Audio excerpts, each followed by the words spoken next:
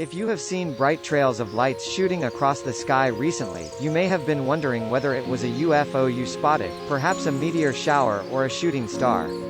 The likelihood is, however, that it was Starlink, the satellite constellation being constructed by space firm SpaceX, sightings of which have ramped up over the past few weeks. But what exactly is Starlink, and how can you be sure you spotted it? Starlink may sound like something from a comic book or sci-fi film, but in fact, it is a network of satellites which tech mogul Elon Musk has been launching into space.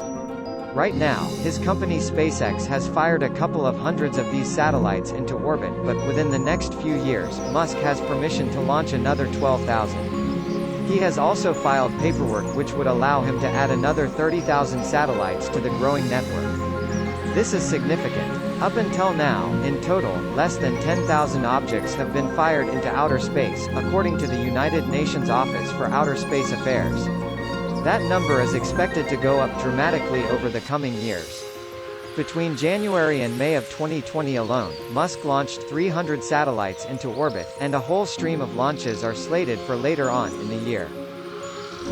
Gigabit-level access. Elon Musk and SpaceX hope that Starlink's unique technology will help it fill the connectivity gap between urban and rural areas. Right now, rural areas face challenges when it comes to getting internet access because of the massive cost of infrastructure. That means the cost of digging trenches, laying cable or fiber, and even dealing with property rights disputes. But Starlink's satellites will beam an internet signal directly to a gateway or user terminal on the ground. That means there's much less infrastructure needed to get that internet signal to rural homes. To top it off, SpaceX says its Starlink internet will be faster and have less latency than current satellite internet. But how? The company launched its first test satellites in 2018. This was followed by the first official 60 satellites for the service in 2019. As of this writing, SpaceX has put up about 540 of the satellites into orbit. It plans to put as many as 120 more satellites into orbit with 2 more launches in July. One will take place on July 8, while the other is scheduled to occur sometime in late July. An initial beta test partnership between the U.S. Air Force and Starlink, called Global Lightning, saw download speeds of 610 megabits per second. Global Lightning started in early 2018 and used 2 Starlink satellites to send information to terminals inside a C-12 transport plane while it was in flight. We're told this is the year we'll get Starlink satellite internet, though we don't yet have a month or even day just yet. SpaceX's president said we can expect to see Starlink's internet service open up to Americans in mid-2020. If it's going to make its target release date, SpaceX needs to launch 6 to 8 batches of satellites, plus finish the design and engineer the user terminals. The signal comes from and goes to a set of 4-phased array radio antennas. This compact, flat type of antenna can transmit in multiple directions and frequencies without moving like you see big radar dishes do. There are costs as well, but it's a no-brainer for satellites that need to be small and only need to transmit in one general direction, down. The Krypton-powered ion thruster sounds like science fiction, but ion thrusters have actually been around for decades. They use a charge difference to shoot ions, charged molecules, out in a specific direction, imparting force in the opposite direction.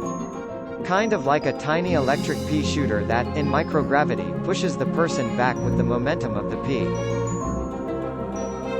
Lastly, there is the star tracker and collision avoidance system. This isn't very well explained by SpaceX, so we can only surmise based on what we see.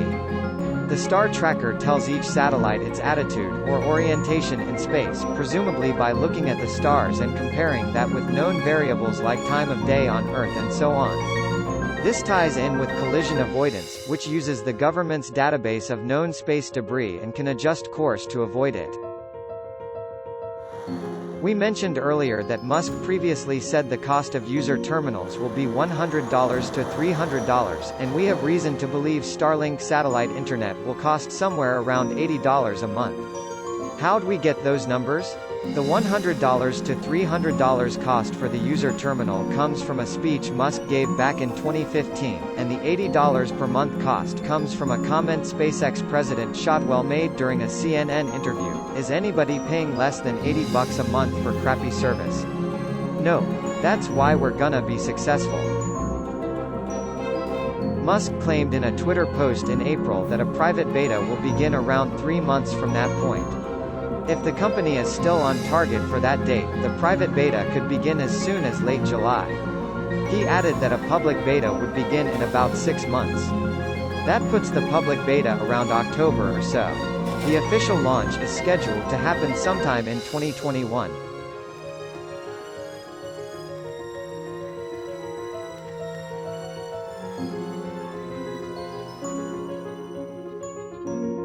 Wanna be a Starlink beta tester?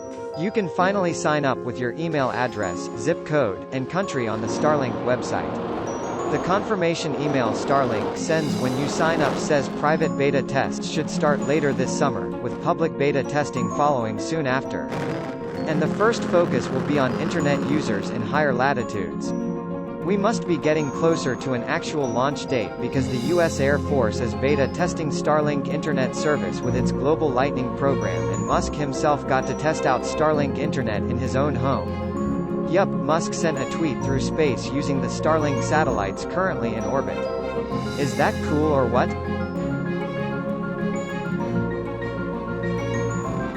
Musk stated the private beta would first be available for people in high latitudes.